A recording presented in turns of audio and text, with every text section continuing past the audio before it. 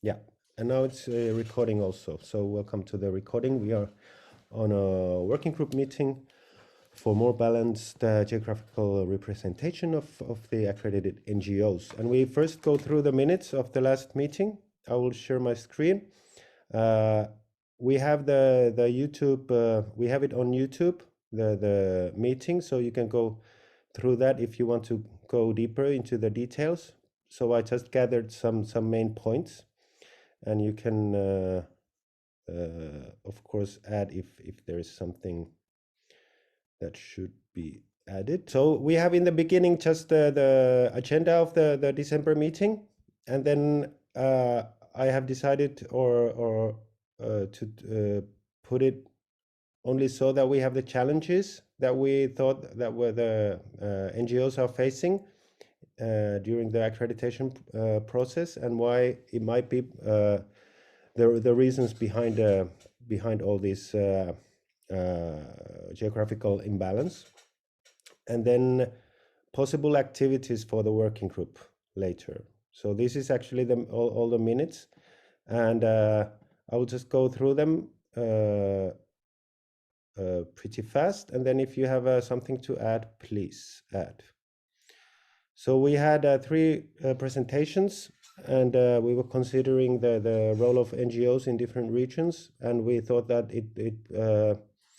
it depends a lot on the regions, the situation of NGOs. There might be security challenges. International engagement for the NGOs is problematic. Lack of communication, self-understanding, what is an NGO? It was raised up many times. No clear legal status for NGOs causes many problems on many levels. No necessary political structures in many countries. The social structure of the societies it's not built up so that the NGOs have a big part in it in many countries. Lack of funding.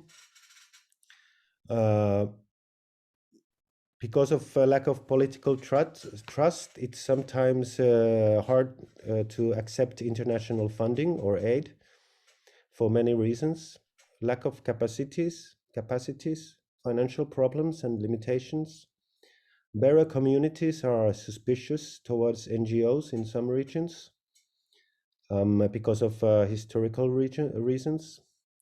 Many NGOs active in ethnographic studies and tends to regard bearers as passive interviewees. So this means that there might be some old-fashioned ways of regarding communities in many activities of many NGOs still. There are many other forms of organizations, village councils, faith-based organizations, which have the role for safeguarding intangible cultural heritage in many communities or countries, and they are not regarded as NGOs.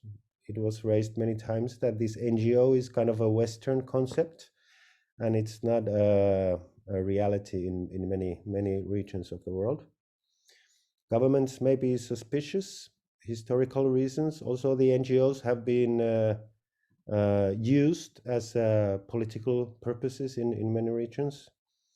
There might be competition with governmental organizations and then the NGOs for the resources.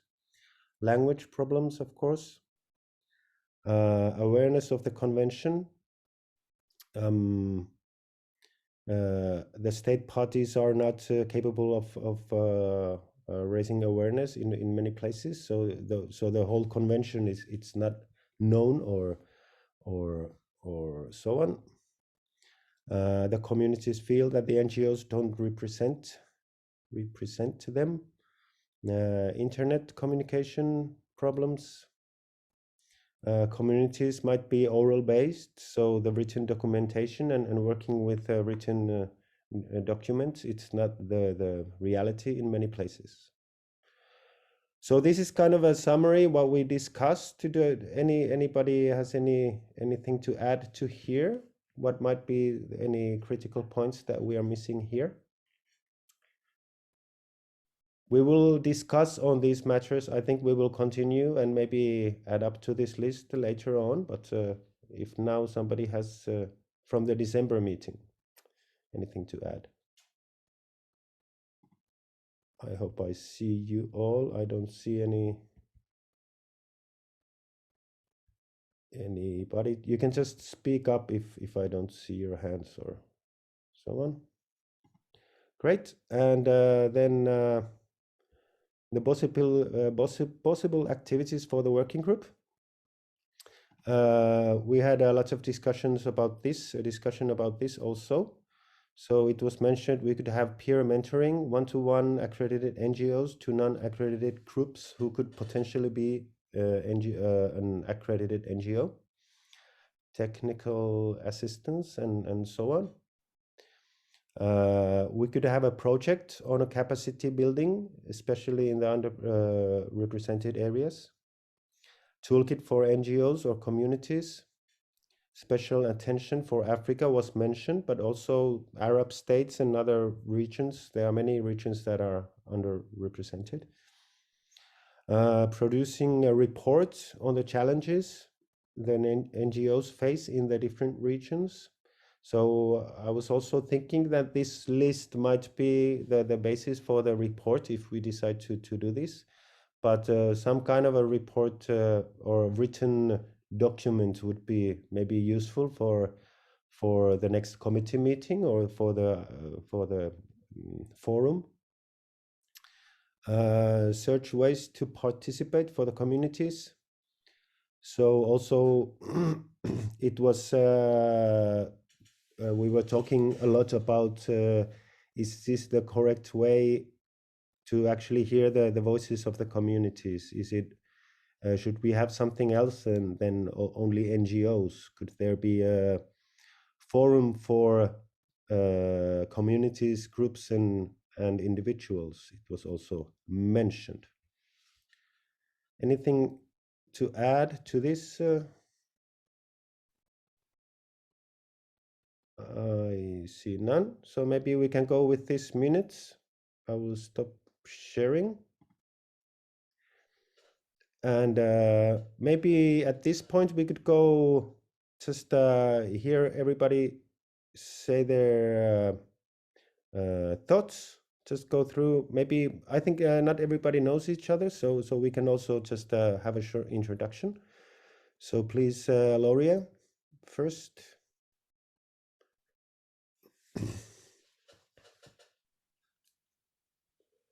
Yes, Laurier Turgeon. I represent the Folklore Studies Association of Canada, and I also sit on the steering committee to represent Europe and Western Europe and North America. Hello. Hi, and thanks. And Abe, Maurice, and Alan. Maruzia Bouberi from Mauritius in the Indian Ocean, still newly accredited, September 2020. And we have been in the association for 40 years next year. And at the beginning, it was called an association, and now it's an NGO.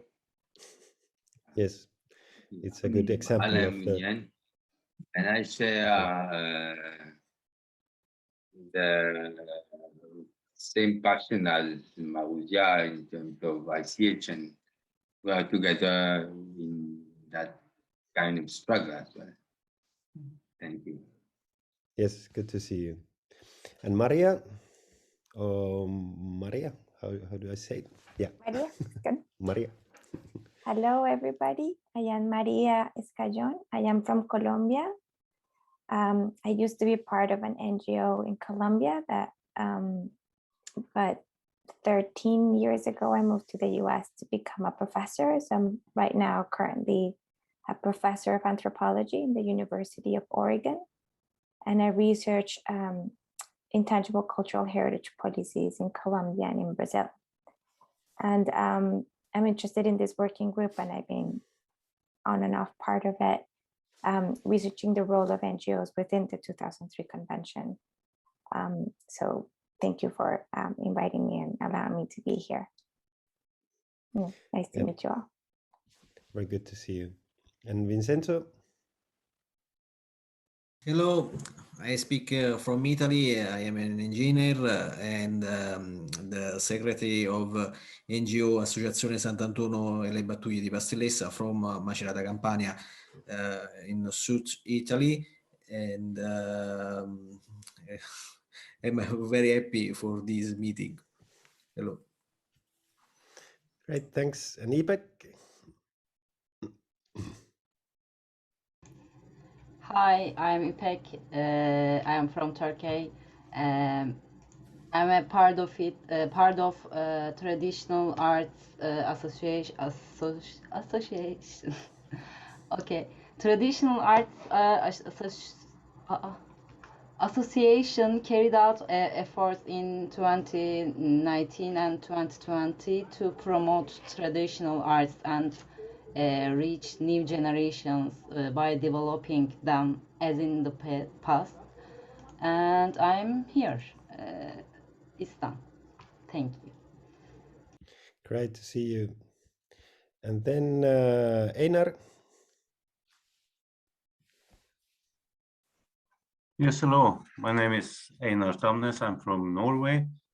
My background is, well, in history and journalism, but I work now in the Norwegian Crafts Institute in Lillehammer, in the middle of Norway.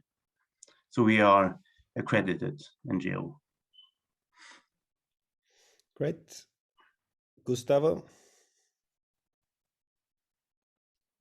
Yes, hello. I'm Gustavo Caicedo from Mexico. We're an NGO. I represent an NGO, which is the Intangible Cultural Heritage Encyclopedia. And we work in Mexico with craftsmanship, and we are developing a program that's certifying the knowledge and giving them the accreditation on the formal education system, as well as to help them in their endeavors to reach further markets and develop brands and stuff like that. But it's very nice to be with all of you. I'm also sitting in the steering committee for this year. My last year in the steering committee, I represent the region of Latin America, and it's nice to meet you all. Thank you, Mati. Thank you. And Jorien? Good night. Hello to everyone. I'm Jorien. I have a long history with the NGO Forum and a big heart for the work of the NGO Forum. I have been in the initial years of the steering committee, making efforts to make the forum grow. And I think this topic the working group is working around is very important. And really something we should try to address and put a lot of efforts with the forum in the coming years. I'm really sorry, I was one of those people who had the timing wrong in my agenda today, so I will not be able to stay long now. But even if I'm not in the meeting, I am really willing to support the work of this group in the ways I can contribute. Thank you, Jorien. And Aise, you want to say something? Yes, hello. I'm attending from Istanbul. I'm studying traditional Turkish arts and I'm interested in cultural heritage and book arts. I'm the publication coordinator of an art magazine. Okay. Thank you very much. So now we go, I hope I got everybody. Yes. Maddie? Yes, please. Yeah, could you just maybe give us a short summary of your discussion with the group this morning? I think you said you met mostly with African NGOs. So I don't know, I'd be interested in, hearing about their concerns and, I mean, hearing the voice of the people representing the underrepresented regions first, if it's possible. Yeah, unfortunately, we had some from Africa also, but it was only Perte that was there. and he was, and actually Berthe didn't have a microphone on. He has Oh, some okay, okay. microphone problems, so we couldn't actually. There were mostly European people. Actually, me and Jorian and Einar and Hanna. Hanna was there, and yeah, maybe I can say I think the things were the points that were raised up by Hanna, the ones that were important. She was saying that there is this new ad hoc working group for the, what was the official name for it, Jorian? For the listing process, you mean? No, it was for the guidelines of the Jorge.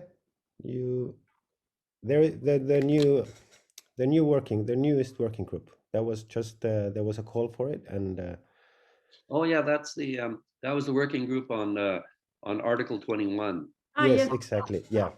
Okay, okay.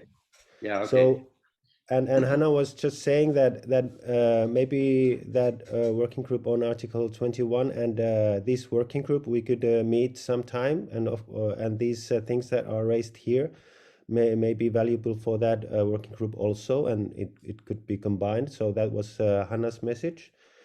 And then she was also saying that when we talk about representativeness, it's not only geographical, but also we should think about on many levels, and that's of course a very good point.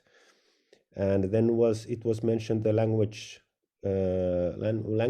problems. It was discussed. Yeah, actually, Kaloyan was over there in the morning meeting also, and we were discussing that the UNESCO language is not always very easy for the communities and for the bearers to actually understand and cope with it. So, what should be our approach to that language? Kind of, for example, from the ICH NGO forum side. We are using the UNESCO language on our website also, so it's not kind of very accessible for the communities. But then again, we have to communicate with the secretariat, with the convention. So it's also needed, this language. So, but that was just discussed that there is a point in understanding that our, even though we are kind of community-based NGOs, the language we are using, it's not very accessible neither. And this was another thing. Anything else, Jorian, you remember, or Einar, or anything to add? That was what Hannah proposed. Mm-hmm. Okay. Maybe then I give Jorian, you are if you have to leave in the beginning, in the agenda it says that we continue the discussion about the NGO's role in different regions and the problems concerning that. Do you have any ideas you would like to share about this work? What should we take into consideration, or what could be the way forward in a way? As I also said this morning, I want to be a bit modest as I wasn't there in the first meeting. But actually in 2017 we have done a big capacity building, you remember it, in Korea, with almost 100 participants of NGOs, which was already having this idea of let's try to be with all the NGOs on the same level and share the same language. And then afterwards we had the idea we could reach out region by region, with coordinators per region to try to build up networks of NGOs, accredited or not. And I think we're still looking a bit in that direction. Since then, the steering committee also has this idea of having really regional focal points. And I still believe that this could be a way try to network per region and approach NGOs, do capacity building, and try to have a larger outreach also with the convention and the work of NGOs, civil society organizations, and so on around the convention. But of course, this is a huge work, and maybe there is a way in between that if we could do a kind of how do you call it? It's not coaching. It's like you take the role to adopt one NGO you can find in your environment. Mentoring. Yeah, Mentoring. if we would be able to do something like that in underrepresented regions, and the ones who are wanting to do an effort work with one NGO to try to involve them, get them acknowledged with the convention, I think this might be a quite practical way to really move forward. So maybe this can be a way of trying to take a new step and a quite concrete approach. That was one idea that I had. Yeah, it sounds very good. We were accredited 2018, so I don't know that much about the capacity building actions or activities you said, but there is yeah, it's of course important to build on that has already what has already been done, and yeah, maybe to have a pool of NGOs willing to do the mentoring, and then try to get the NGOs who are in need of mentoring and then connecting them. I think it's a very good idea. Yeah. Anything to add to this?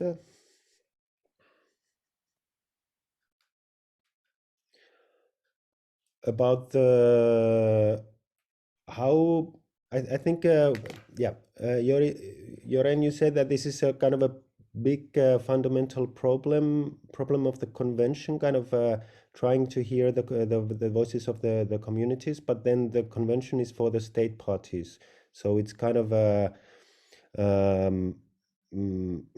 yeah, we always have to find the balance between our actions and also between the goals we are doing. But what do you think about the things that were raised up in the first meeting, that there is a big problem that NGOs is a Western kind of a concept in many regions, so that it's not working, that it should be kind of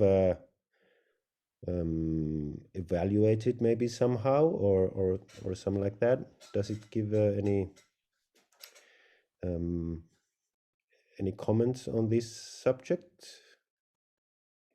It's so big. I know that it's dangerous to start to talk about it, but I think it's just a first thought. I think the analysis is correct. So this concept of NGO is a quite Western concept, but the way the convention treats it is very open. So maybe we can play a role to translate it.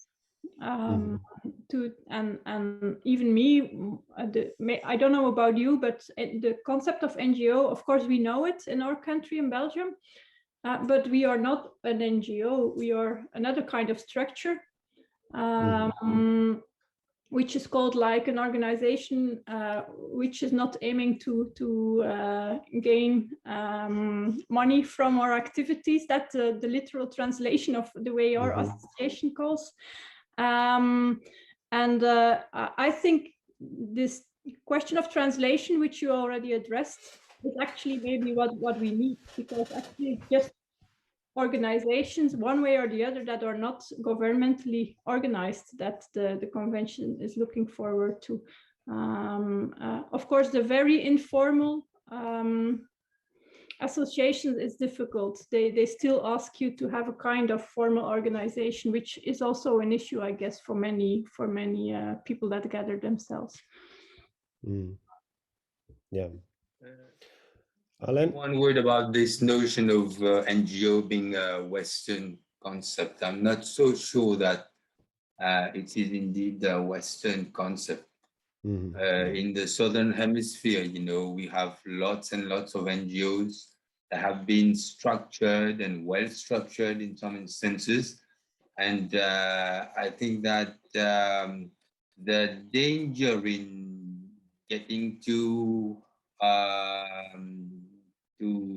people that are not so much organized on a balance, it constitutes more problems that giving us solutions. So I really don't think that we should make it really a priority, because the other problem is that at the level of the UN itself, for us to get them to change that idea, it could take so much time, and I don't think really that it is a viable battle as such. Yeah, thank you very much. Yeah, I think yeah, I take back my term Western concept. It's not actually, it's very bad. Yeah, I will not use it anymore, because it's yeah, it kind of gives the wrong idea to that also. We shouldn't use that.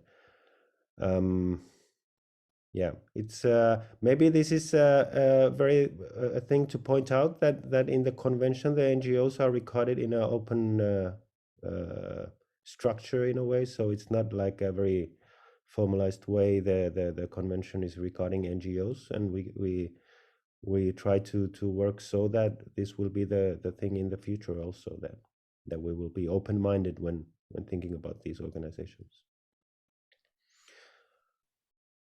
Anything else? If not, we can go to the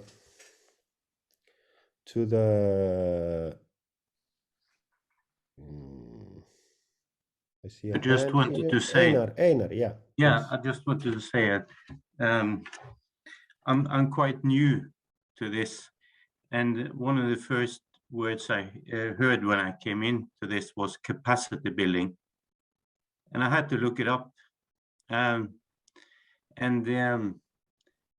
it's a bit clearer to me now, of course, and I can see the programs, and you have workshops, and you have like courses that you can take, and you structures, but are these sort of ad hoc happenings, or is it on a regular basis? And could we, in a way, be more involved in this process of capacity building, and to get a broader scope, maybe include more people in this way of teaching and discussing ideas? Yes, thank you. I think this is yeah, this is very important, very intriguing actually, to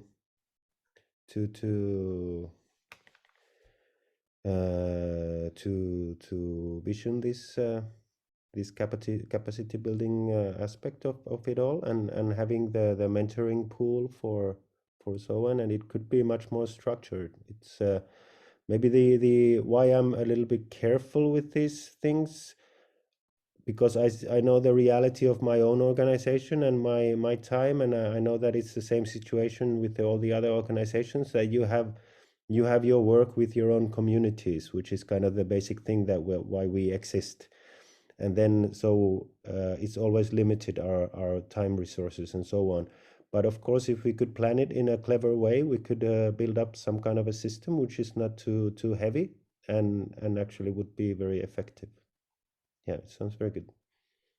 Any other ideas, comments? Well, Maria? on that respect, it makes me think that what I'm hearing is that there's needs that the NGOs have in terms of capacity building and representation and mentoring, but there's this lack in terms of time that NGOs have, because they're already fully, at capacity, doing the work they have to do. So I think one key thing that we could do is find partners that could have that time to serve, to do that. I'm thinking in academia, for example, people like myself that use these opportunities as research to write about it and to research. Exactly. We could Yeah. serve Yeah. to you know, devote that time and to you know, we can write things out of this, but we can also serve that time as part of our research and contribute to this kind of spaces.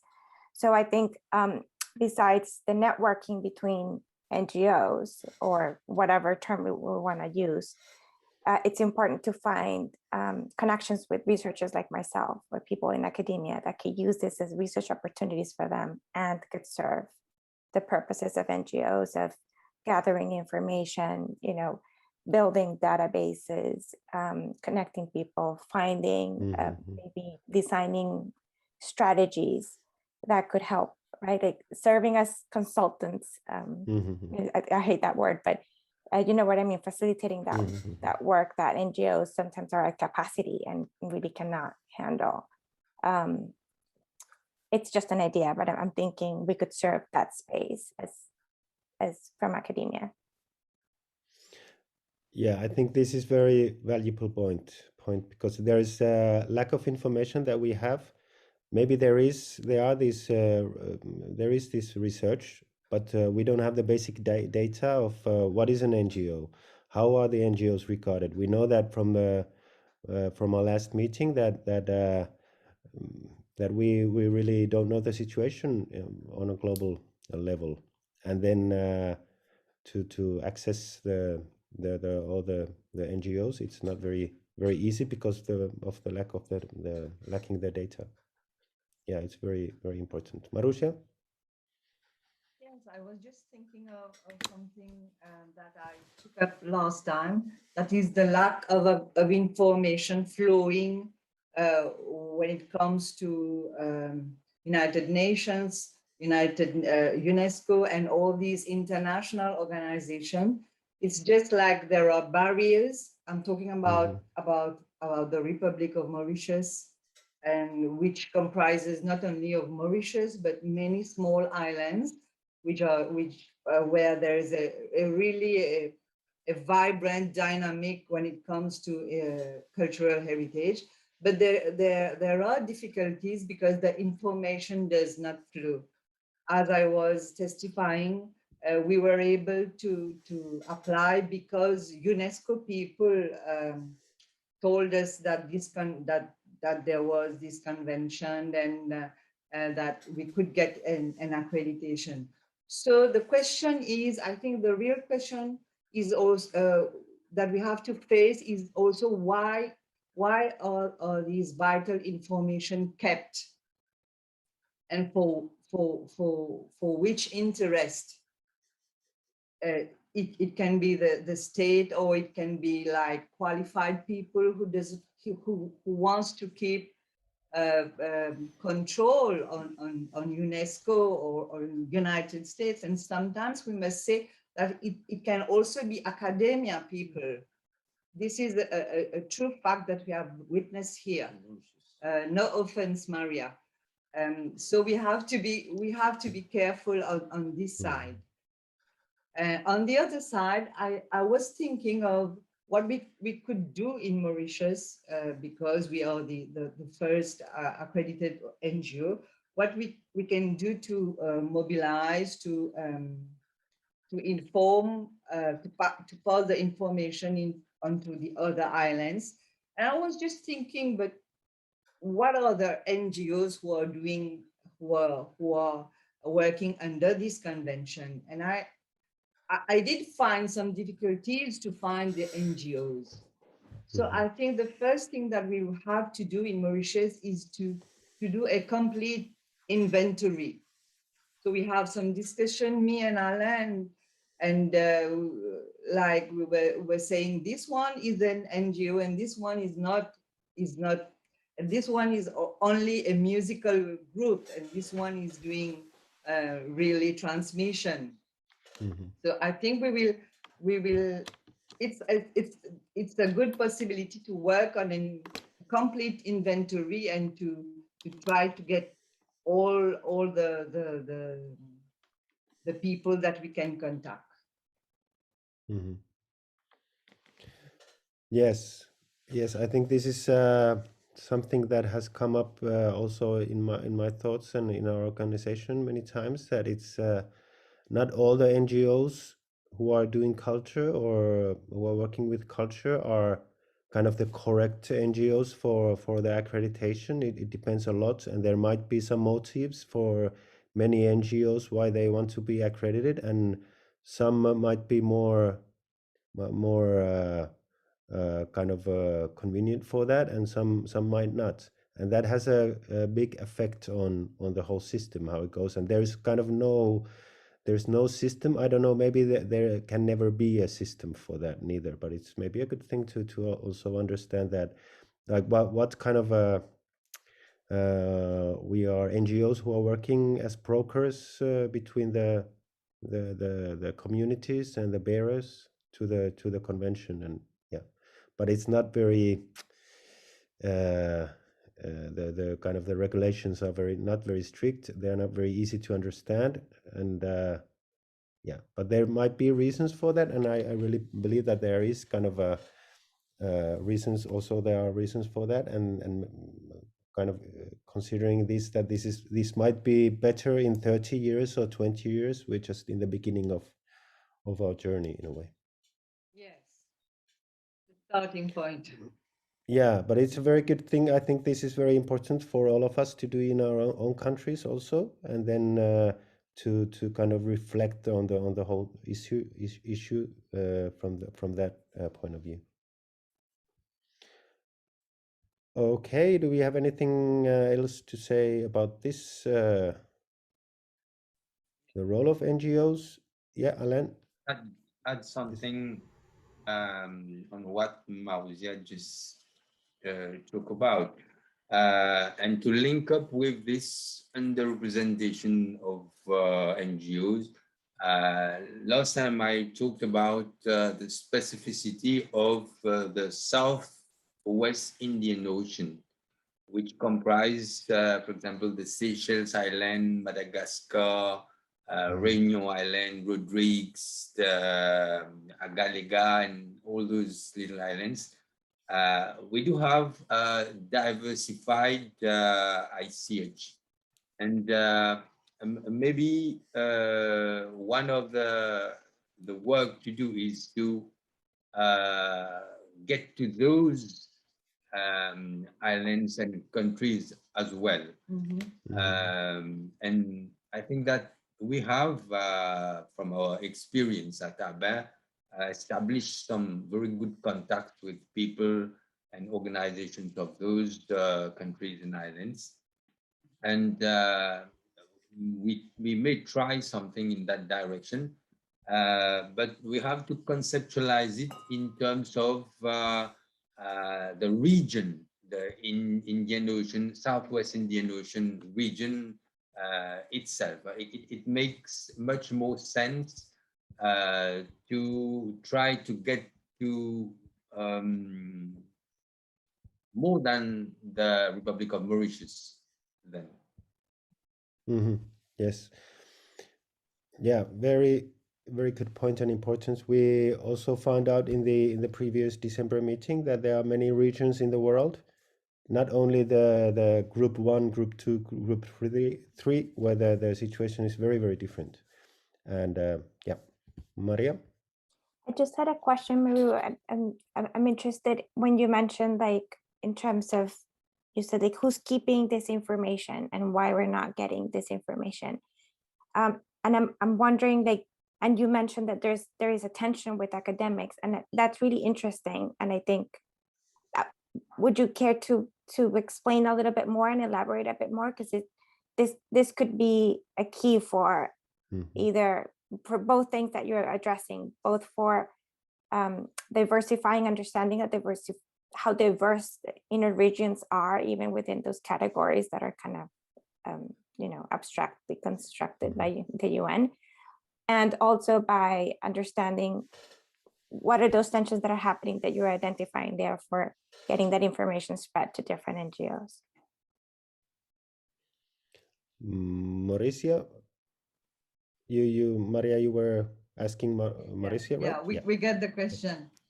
I think Yeah. I'll let But Alain. you know, we have historic reasons why the situation is difficult and even conflictual. Because the very existence of our culture was put in question by the colonizers here, and the rapport de force is still in favor of the dominant class. And culturally speaking, we still have to bear the consequences of slavery and indentured labor here. So the stratification of society here in Mauritius is that we have had to struggle for the recognition of our mother tongue, which is not yet the official language of the country. It is not yet fully recognized as a subject in school. And for some years now, there is some sort of appropriation of this intangible heritage for other reasons than for getting people developed with it, because it has become some sort of a stepping stone for people to get higher jobs, to occupy some important places, posts that would be created with more recognition of cultural heritage. So then we still have that problem of, okay, that's fair enough, that's good, that's progress, but then to what extent this progress is benefiting the communities themselves? To what extent then academics are just causing some sort of a pillage of cultural heritage, and they take it back to the university, and then you lose everything. The people lose grip of what they are creating. They've been creating for centuries now. So this is the problematic which we have to face over here, and it's not an easy task. We've made some progress. The state has signed the convention, and they, even if it is on rare occasions, they call us for some consultations. But then the dissemination of that convention itself is not really done in a language that suits people, that can provide them some sense of belonging to all those rich discussions and debate that are going on at the UNESCO or even among us here. And in Mauritius, we've been with very few other little organizations. We've been the only ones to fight for it. And as Marussia just told you, it's the UNESCO people who, when they came down here, they saw what we were doing, and they encouraged us to get to meet up with other people through that accreditation process. And we are just happy right now that we can communicate more with you. And if we have indeed genuine people from academias, we are really interested to get them on board on what we are doing, because we are having some real difficulties in dealing with academics here in Mauritius. I appreciate it. Thank you. When you say dealing with academics, maybe just could you give us a few examples so that we have a better understanding of your problems you're encountering in Mauritius? Okay, if I may, I can give you a quick example. When the traditional music of Mauritius, which is called the Sega Typic, when the file was filed at the UNESCO, it was rejected the first time because in the dossier, in the file, there was not enough consultation with the practitioners, the traditional musicians, and the performers. So it lacked all these consultation with the grassroots people. So it had to be reworked, and then the file was taken by the National Heritage Fund, who reworked it conveniently with a broad consultation with the simple people, I will say, because this tradition has been carried from the slavery era to these days by the ordinary people, but by the heirs of the slaves. So I don't know if you got what I wanted to say, Laurier, but this is A to clear me example. an example of how due consideration is not given to from the people who do the application, who No, there are other examples I can talk about. For example, the setting up of the Creole Speaking Union, which is composed mostly of academics with no representation from the people's organization. This is something. The Creole Speaking Union is the body that was put in place to work on the mother tongue, the Creole language. So there is that absence of representation from people's organization. There's clearly sort of hijacking of intangible heritage. Yeah, so I understand it's the academics that were preparing in the case of the file, that had prepared the file but hadn't consulted sufficiently with the practitioners. Is that I understand and correctly? UNESCO didn't accept that. Yeah. Okay, thank you. Welcome.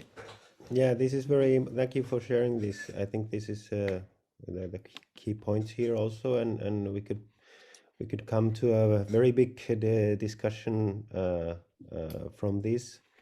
I think about the reasons or the actuality that the convention is a state parties convention, and then the convention still regards very highly the communities, and there will be tensions always with the state party system that we have in the world, with the nationalism ideas and regional politics, everything, and it will not be kind of perfect ever, but I think this convention, anyways, it's the best I've seen, or one of the best I've seen about these kind of plans to how to get the situation better in the future. And with the Mauritius case, I'm happy that there was kind of the communities were heard, if I understood correctly. Yes. That this is kind of these are the little things that are I think very important. Yeah, so the outcome was positive in the end, from what I understand. Yes. Yeah. Yeah, Einar, please. Just a question about that in Mauritius, because they didn't have enough community involvement. They didn't speak to the people really directly involved in the practice. What did they do? Did they go out and meet them, or did you act as an intermediate, or did they directly contact the people? They had to, and they came to us. In the second time, they went to all the practitioners in various parts of the island. So it was one-to-one consultation, but then they also did group work where all the practitioners were invited and they shared, and there were meetings so that everybody could approve the file before it was again put for the inscription. Yeah, it had to do with a sound process. I mean, there's a way to do things that would reflect really the feelings and the practice of the communities, and this was not respected in the first instance. Thank you. And I must say that I agree with Mati. That is the way that this convention has been written, and the way that the guidelines then have been strictly adhered to, made it possible then that the people who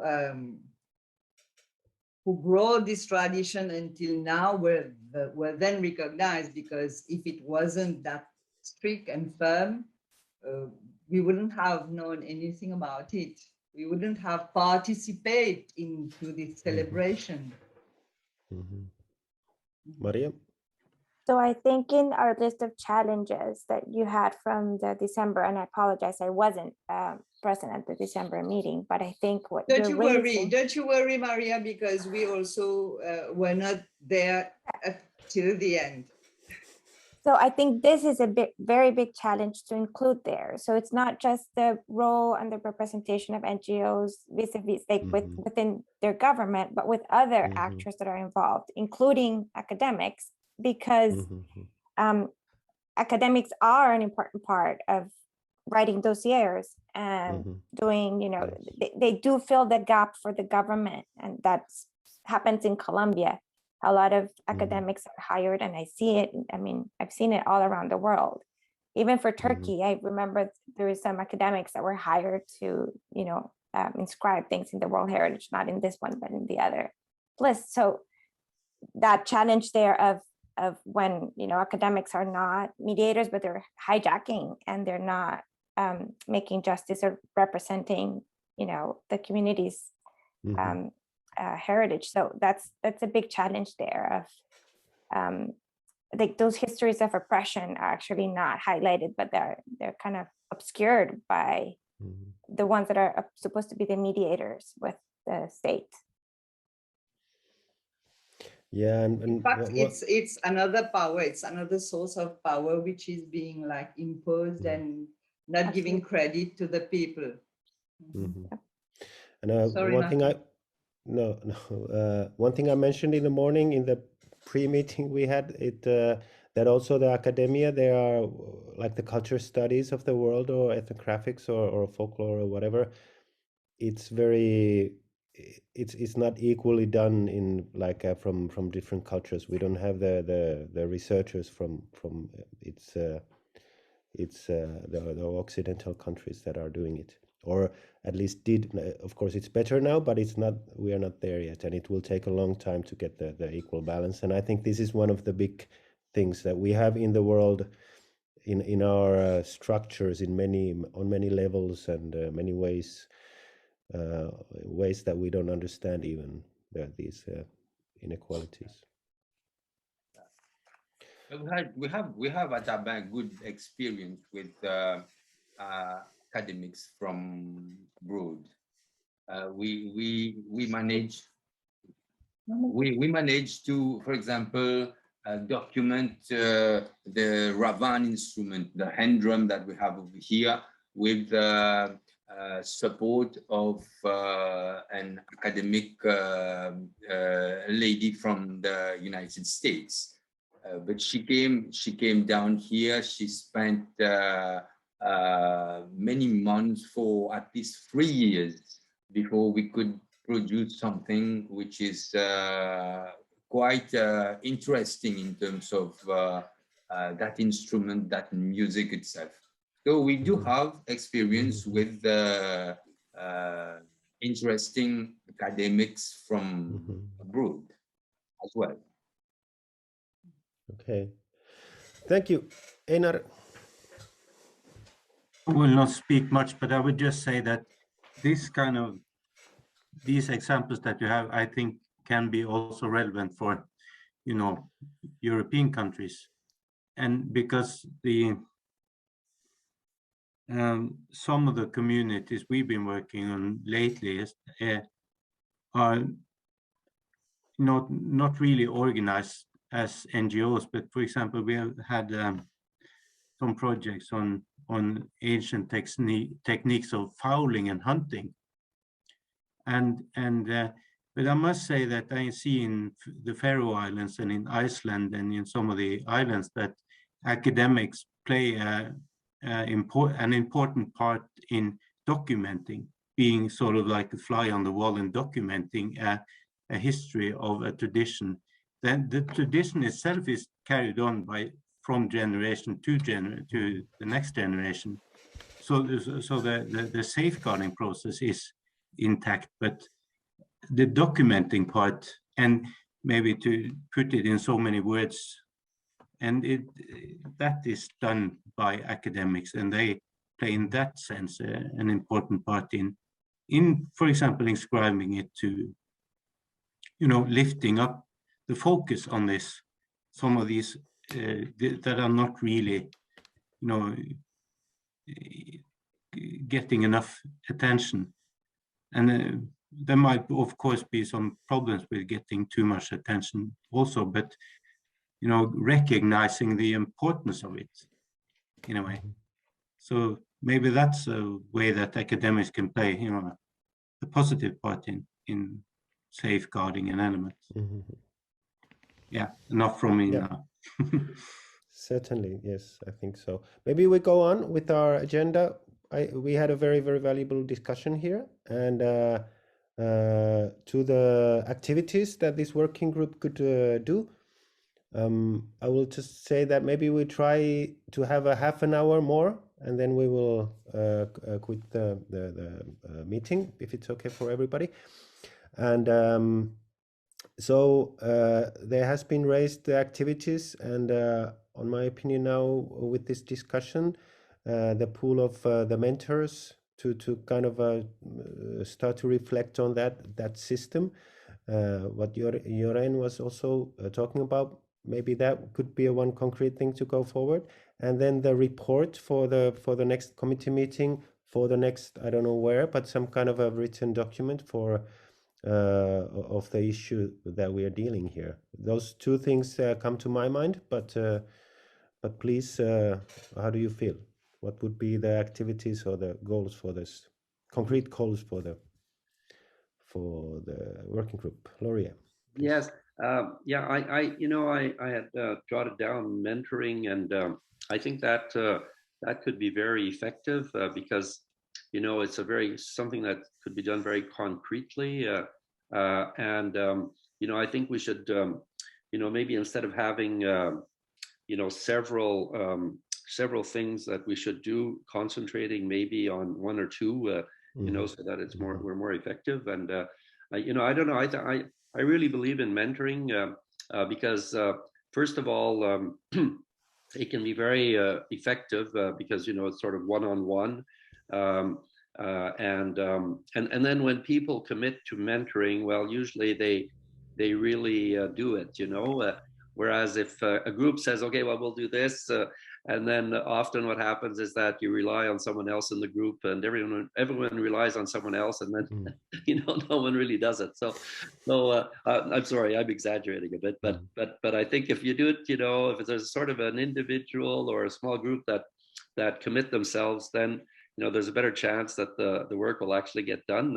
And then also with mentoring, well, you develop relationships between people, and so if it's the same mentor that is working with one or maybe two or three, a small group of people, well then they develop links, relationships, and then they help each other out, and so I think it has more long-lasting effect,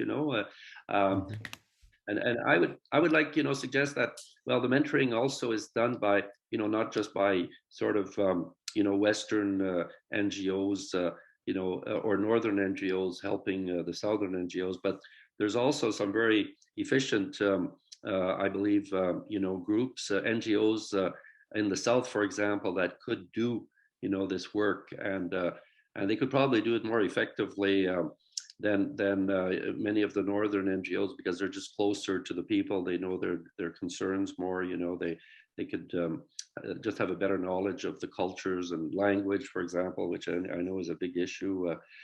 So I would sort of go with that. And I think it would be quite effective. Of course, you have to find the people and then have them commit, to doing it. But then they could do also, deal with a wide variety of issues, because from what I'm hearing is that, the problems are wide and varied and are often very specific. So one NGO might need help in capacity building, another one might need help to ward off, academics who are trying to appropriate, the practices, so without sharing it with the real practitioners, So I think, that would sort of be my suggestion, and I think, there's chance that it might work. Mm-hmm. Thank you. Yeah, sounds good. Anybody else? Please. Maybe I will be able to say something by taking advantage of my notes, because I just joined the association. In the previous meeting, Janet Blakes in the Asia Pacific region as a detailed explanation of the many foundations and associations carrying out activities of the intangible cultural heritage. Despite back from Turkey, was only 5 NGOs accredited to UNESCO.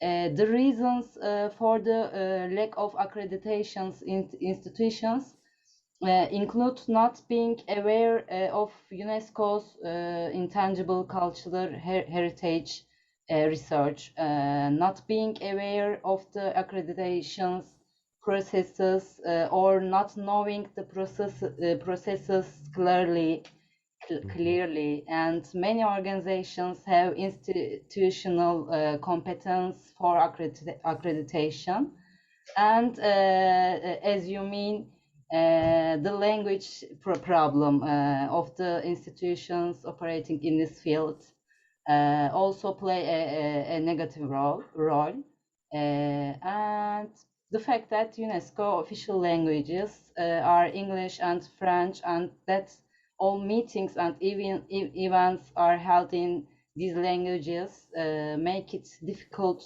for institutions or NGOs to communicate with UNESCO. Okay. Thank you. Thank you, Beck. You're welcome. Any other ideas, especially on the activities? Do we support the idea that we work with some kind of written document for the future and some kind of activity of the capacity building, especially in the underrepresented areas? And I see no objections, at least. So Perhaps maybe we can. Patty, I just wanted to add that the steering committee is very concerned about this issue, and so I just wanted to say that I see Jorge has left, but is he? Maybe Jorge is still there. Sorry, Jorge, I don't know. I don't want to speak for the whole steering committee, but I did want to say that there's a awareness of this problem, and the steering committee is really wanting to work closely with this working group on these issues. And for example, we took the initiative this year of writing a personal letter to all of the new NGOs, like there are about 30, and and we got feedback, and it was very much appreciated. So a very simple gesture like that is very helpful, because then it kind of opens up dialogue with the new NGOs, and so I think sometimes we could also think of maybe doing maybe less ambitious acts and actions, but that could have quite a bit of impact. Yeah. So just wanted to let you know, some of the things that we've been doing in the steering committee, and especially that, we're really open to working with you on this issue. Yeah, thank you. Thank you. We have to remember that we are not alone here. Of course, we're working under the ICH and NGO Forum and the steering committee, and yeah, it's very important words. Maria?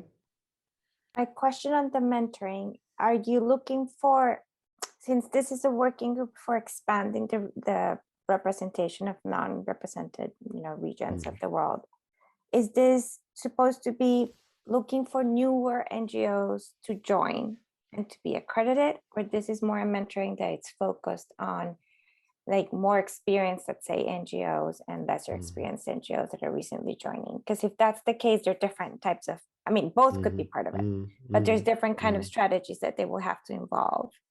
So I'm just curious what you're thinking.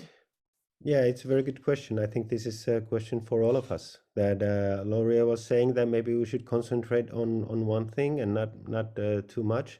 I think there is a need for the accredited NGOs that are now accredited to be more active.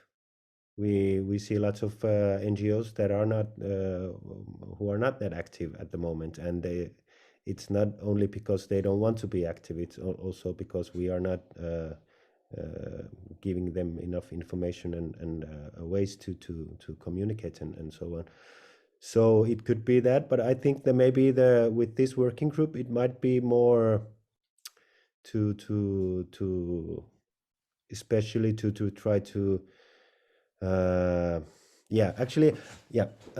my personal view is to maybe to look for the underrepresented areas, and maybe even so that we could concentrate very pinpointing the areas that need to be regarded, and because it might go also that if we do it like the same capacity building efforts in all the countries, it means that in every country we have like the double of accredited NGOs, and then we are in the situation is 2 times worse. So we really have to kind of understand this also, that we really need to concentrate on the countries and regions and areas that are underrepresented. But these are my thoughts, not very ready, but it's a very good question for us. Yeah, Alan? Go ahead. Yeah, okay. Yeah, I think that the ultimate objective would be to get more NGOs. Of course, it's a question, quantitative question, but I think that it is also a qualitative issue. We should aim at both the quantitative and the qualitative. I just wanted to raise the issue about the means available for NGOs to mentor, to try to get in contact and try to provide information, support. For example, we have to translate documents to get the convention in native languages, get that to people. This is quite an amount of work. So where do we get those possibilities of having those resources as well for that? Yeah, it's very, and this is a huge task also. We could do this mentoring so that our organizations are all of them are doing only this, and once again, this can't be the point because we all have our own works, but light frameworks that we could clever frameworks that we could build. Maybe just in response to Maria's question about Please. What should our priorities be? Should we be trying to recruit new NGOs, or or concentrate on helping the ones that are already there? Well, my suggestion would be to maybe start with the ones that are already there, because that are already accredited. Because from the information that that we've had from the UNESCO survey of 2019, and then we find we find this out ourselves just through our personal contacts, that only about a third of the accredited NGOs participate actively.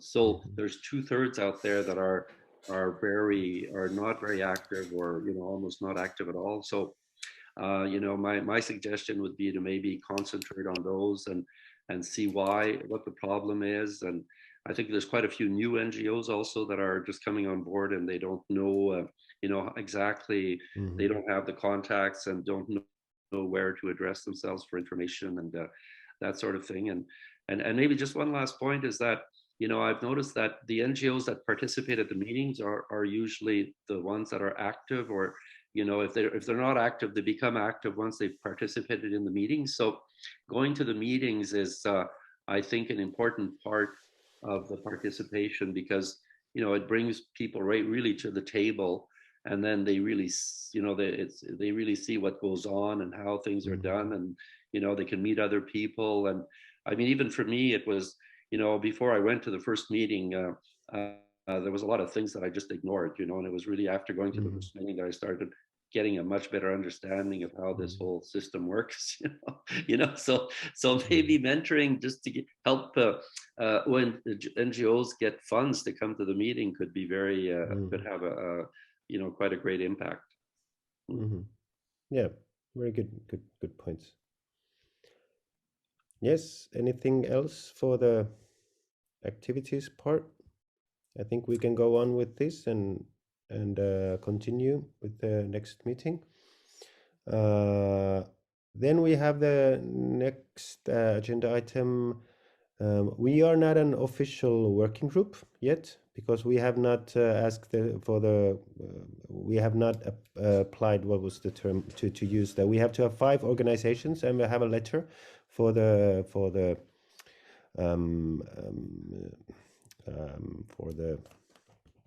it's getting late here with my head. Not as late as in steering Mauritius, committee. Steering committee. Yeah, I was wondering if we can we have now the 5 organizations who would be willing to sign the letter for forming this working group, or should we postpone it to next one?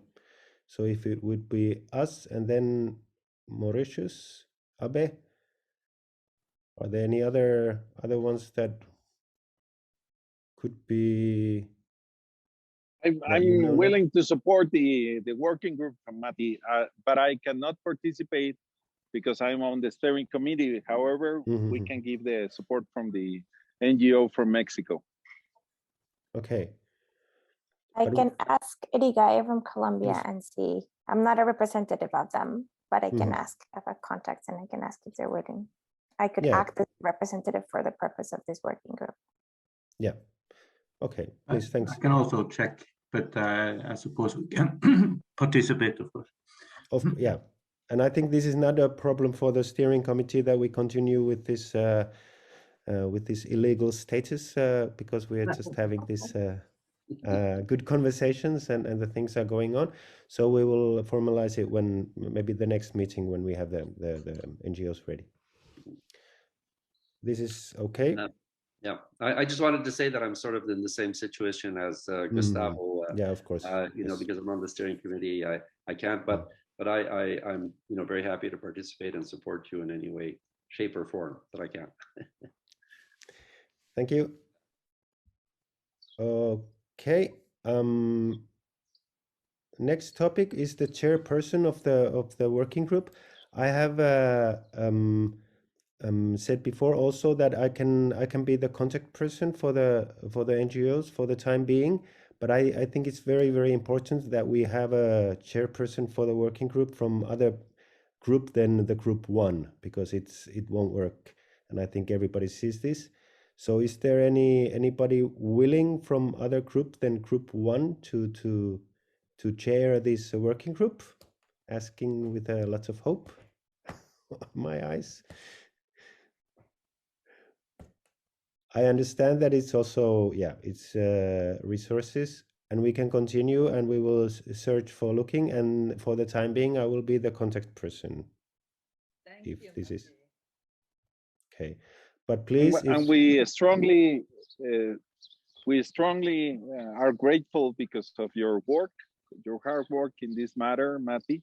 I think it's very important, and I want to recognize your effort in building this up, because as you well mentioned, it's almost 50% of group one on the accredited NGOs. So it's very important that you also send a clear message with a representative for an underdeveloped, underrepresented region. I think it's very important, but on the meanwhile, we are grateful for your work, and of course, looking forward for your next chairperson. Yeah, good.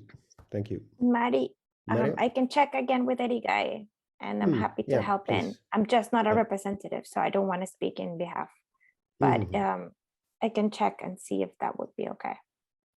Yeah, and actually one thing that I was supposed to say before also to Maria, that you were saying something that it came to my mind, that we have been talking from the beginning, that this is we can have in this working group, we can have also people who are not representing NGOs, so we can have different stakeholders. We could have the communities that are not that don't regard themselves, they don't want to be NGOs, or they might be accredited in the future. And I think this, at least for the time being, I think this is good to kind of just to point out that this is also for it could be facilitators or just to get the things going.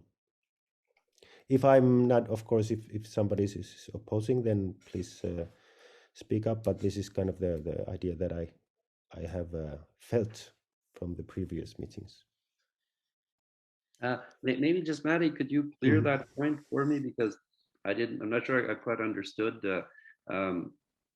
Just to make, just to clear that, just to say that again. Sorry, I missed parts of it. Yeah. Okay. This is actually it's a very good question, and maybe this is something that it's not very clear in my head. But of course, this is a working group for the accredited NGOs as a part of the ICH NGO Forum. So the basis is the accredited NGOs, but we could have in our meetings also researchers who are not representing accredited NGO. We could have some maybe from NGOs who might want to be in the future accredited.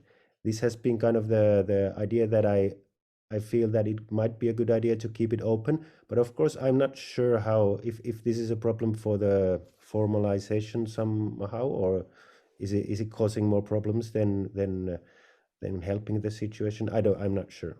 Just please, I would like to hear your view. Yeah, I'm always, favorable to openness and to having other people participate, because it could be a way of drawing new members, or convincing people that are groups that are not NGOs to become NGOs. But I think we have to also be a little careful so that we don't lose the kind of the objective of the mission, which is to help other NGOs and I mean, when you become an NGO, you're part of a formal system, and you can apply for funding, for example, if you're accredited. If you're not, you can't, and so it could cause some confusion, and maybe we could sort of waste a lot of good energy, on thinking that maybe these are the such and such representatives of an accredited NGO, but it isn't. And then, once you've filled in the application, I don't know, I'm just saying this as an example, but, I spent a lot of time filling in the application to discover, well, no, it's not an accredited NGO. And then you've done all of this, well, maybe not for nothing, but you can't, apply for funding to UNESCO. So, I think we have to also be careful about not opening up too much, because then, then the group just, I see the problem. Yeah, thank you. That's very good. Einar?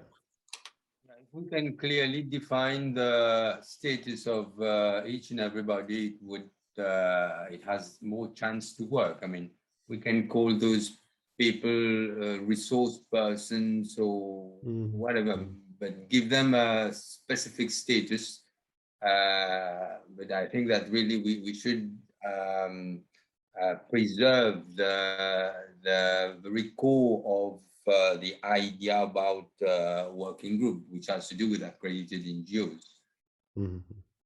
Yeah, maybe that's a good idea. Yeah. Einar? I was just thinking that might be an idea. We were talking about different issues here, different themes that we are interested in, and we really, it seems to me like we want to have more input from different areas, people working.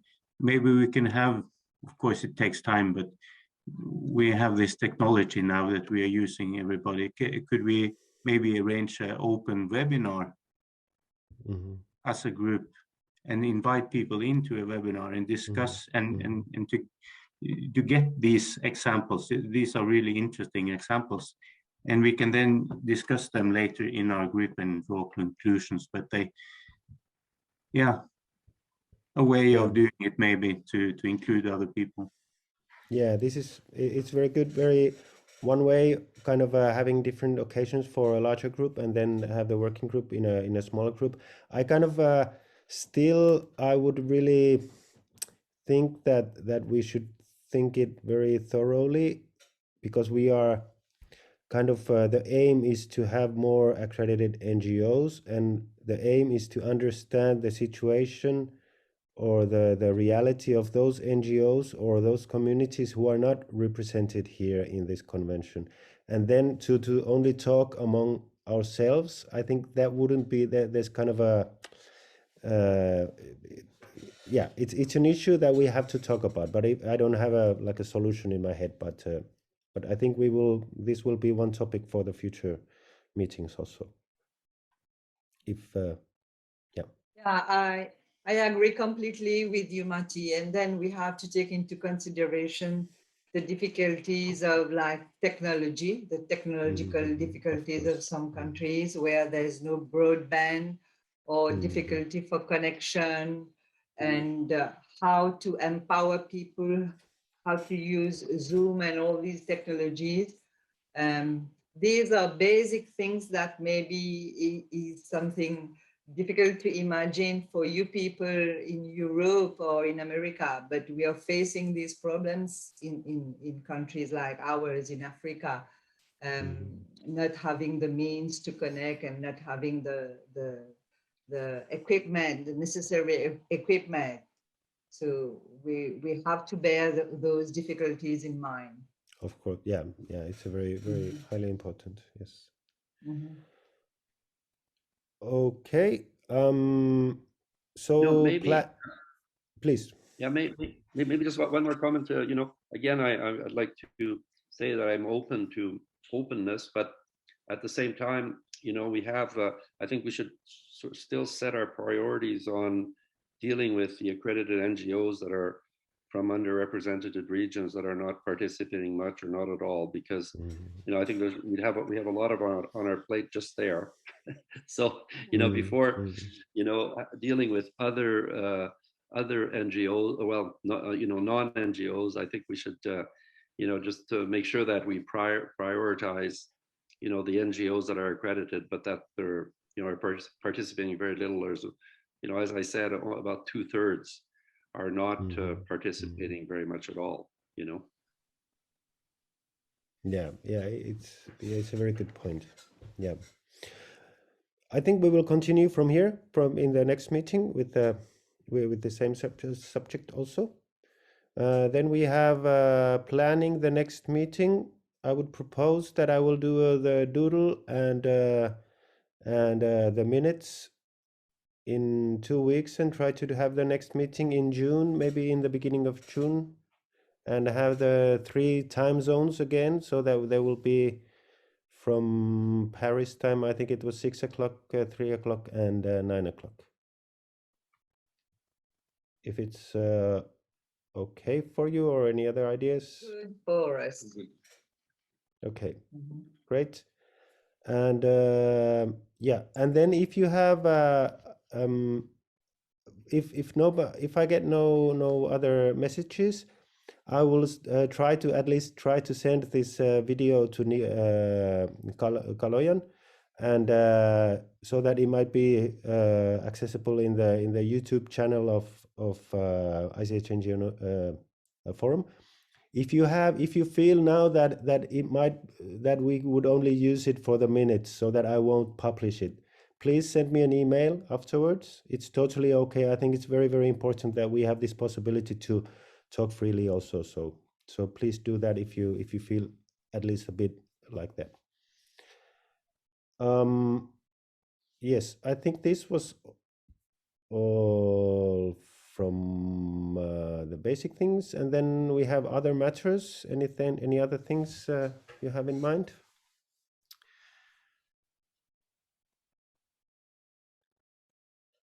Okay, everything was discussed. Very good.